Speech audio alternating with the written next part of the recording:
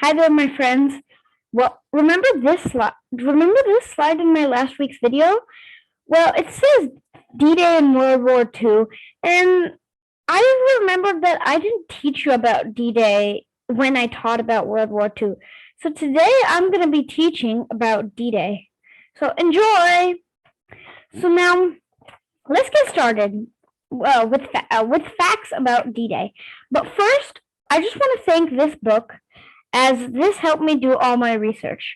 It's What Was D-Day? by Patricia Brennan Demuth, illustrated by David Grayson Kenyon. So thanks a lot. So now let's get started. So now the start of D-Day. So the Allies were actually D-Day was after France got taken by Germany. So that's just the start. That's just where D-Day was. D-Day was actually the beginning of the end of World War II. In this video, I'm going to be doing all the preparations to D-Day. In the next week's video, I'll be doing the fight at D-Day and all about the fight in after D-Day. So now, the Atlantic Wall. The Atlantic Ocean borders mainland Europe on the west. During the war, Hitler knew that the coastline was open to attack. So he built a wall. He called it the Atlantic Wall. It was 2,400 miles across the shoreline. If there was an invasion, Hitler planned to end it on the first day. They planted 6 million mines. Each was set to explode as soon as an Allied soldier stepped on it. They lined the beaches with thick nets of barbed wire. So it just makes me think that they built the wall in so less time. And I'm just shocked about that. And 6 million mines, that's a lot of mines. They also planted steel spikes and great logs in the sand to gash the bottom of boats in high tide. So now it says that in the mines, it was set to explode and an Allied soldier stepped on it. But what if an Axis power soldier or the evil guy soldier stepped on it? Like either the German soldiers, the Japanese soldiers, or the Italian soldiers. So that just makes me think that technology was pretty good back then. So now, when should the Allies attack? The Allies were planning to attack for a long time. So here you can see France and United Kingdom. France was actually taken by Germany, which is this blue country over here. And this is Belgium, this is Netherlands. This is the current map, but part of it was this is actually Ireland now. So, yeah. So now the Allies, President Roosevelt and Prime Minister Winston Churchill of Britain met in 1942. They decided to invade in the spring of 1944. They needed to train and prepare the troops. The next question was where to land. The easiest route would be to Calais, France. You can see Dover, England is right here, and Calais, France was somewhere over here. As you can see, it's very close. It's very close. This is the channel, and as you can see, Dover, England, and Calais, France is somewhere over here, and it's really close. But that's where the Germans would expect the Britain and the Allies to land. So, and they wanted to take the Germans by surprise. So they decided to land at a place called Normandy, France. There were 5 beaches there. I think one was called the Omaha Beach, one was called the Utah Beach, one was called Sword, one was called Juno, and I don't remember the last beach, but I'll tell you soon. So now the timing was actually really tricky because the Allies wanted troops to parachute in night to drop paratroopers. The moon had to be full, otherwise the paratroopers couldn't see well enough in the dark. The boats would land at dawn after stealing the channel under the cover of darkness. The tide had to be low because German obstacles on the coast would tear boats apart at high tide. Now, remember about the Atlantic Wall? It said that they would rash the bottom of boats and do things like that. So that's crazy. So now the beaches. So these are the beaches. There's the Utah beach. It's on the edge. Then there's Omaha Gold Beach. That's the one that I missed. Juneau is right next to Gold Beach, and Sword is right after that. So those are the beaches where they plan to land. Now the leader was an American general named Dwight D. Eisenhower. His nickname was Ike. So now they have to fool Hitler, the Allies. So how are they going to do this? Hitler had figured out that the Allies were planning to invade France, but he didn't know where or when. To keep Hitler in the dark, the Allies used spies, lies, and clever tricks. To trick the Nazis, Allies set up a fake base in Dover, England, which was right across from Calais, France. You can see the map. Calais is somewhere over here. Dover is here. So it's very close. It looked real, but it was actually a trick. German spy planes flying overhead saw tanks that seemed real and that seemed that they were made out of steel, but they were really made out of rubber, blown up like giant balloons. And on the book which I used all the things, you can see 4 soldiers carrying a rubber tank. And if this was actually a steel tank, then I don't imagine anyone who could be strong enough, even 4 people that can be strong enough to lift a heavy steel tank. So that proves that it was actually made out of rubber, but it actually looked like it was steel. Sounds of clanking and like people working, tanks, and things like that were actually recordings. So that's really amazing.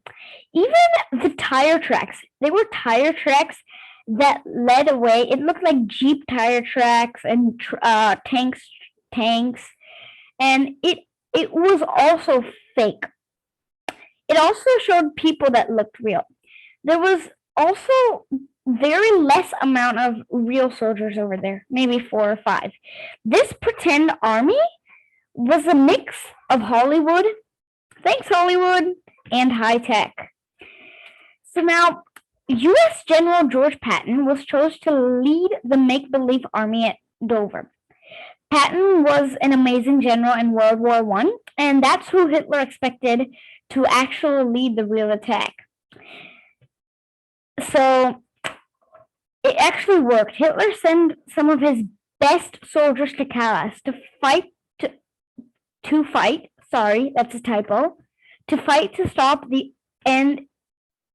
to stop an invasion. Sorry, that's another typo. That never came. Hitler's spies had actually become double agents, meaning that they actually landed in England by parachute, rubber boats, and submarines. Once they reached, a lot of them got captured. They ended up working for the Allies while still pretending to work for Hitler. The spies fed Hitler false information, and it was dangerous because if Hitler found out that one of his spies were double agents, then he would suspect the whole scheme. But he never suspected anyone. The Allies' cleverest, so this is not written on this slide, but the Allies' cleverest double agent went by the name of Garbo. His real name was Garcia. He invented a group of 36 spies. Now, the book says 36 spies. In one of the videos that I saw to do research, it actually said 27 spies. But he made more than 25 spies that fed Hitler secret reports from all over England. Garbo and his spies gave Hitler real information to gain his trust. You have to gain someone's trust. Then the Nazis were fed lies. Hitler found a report so believable that he awarded Garbo the highest Medal of Honor. On D-Day itself, which was scheduled for June 5th, 1944, or was it May 5th, 1944? I think it was, yes, June 5th, 1944. It was originally scheduled for. Garbo convinced Hitler that the attack was not the real invasion. You have to believe me, Garbo said, and Hitler did. A network of spies also worked in France. They sent messages by pigeons. So that's just really funny. They used carrier pigeons. They just strapped the messages onto the pigeons, and then the pigeons flew and gave the message, and then the British wrote another reply, and that's just really funny. So now, early on D-Day morning, planes dropped hundreds of paratroopers. They were fake paratroopers, far from the real sites. Bombs attached to the dummies exploded, and Germans fell for it. D-Day was on June 5th at first. When the date grew near, Allied planes shot down 1,300 German planes. By June 3rd, troops piled in awaiting ships, and then a storm brought everything to a screeching halt.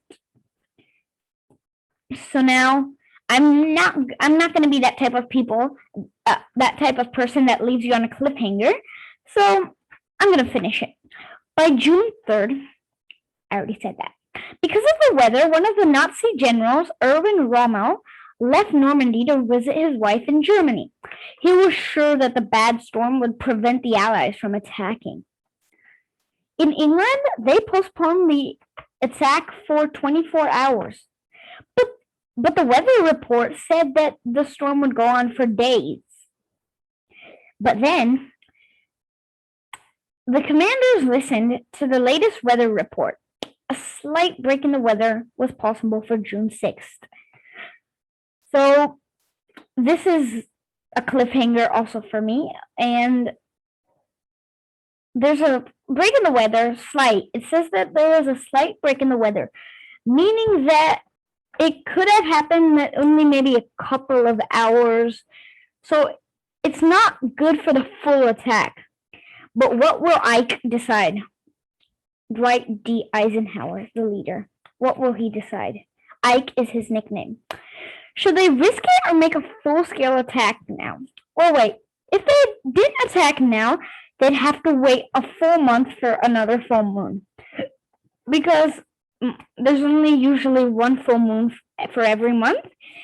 And they also needed a low tide, which was very rare in a full moon, because full moon bring the tide up and down and up and down. So that was, they had like high criteria for D-Day. So Eisenhower pulled the officers around the table. Options were mixed. The final decision, however, was Eisenhower's alone. Ike was under great pressure. What would he do? Going out in the storm risked the lives of a lot of soldiers. On the other hand, delay meant that Germans might discover the plan. That put their lives at risk too. So now I'm going to stop and think about that, and now's a nice time to pause the video and think about. But they have two different decisions. Both can put their lives at risk. But if they delay the invasion, then that means that the double agents, including Garbo, will have to work a lot more, and it could suspect the whole scheme. If that happens, then the powerful German army will move to Normandy and take over. They'll stop the invasion on the first day, just like Hitler wanted to do.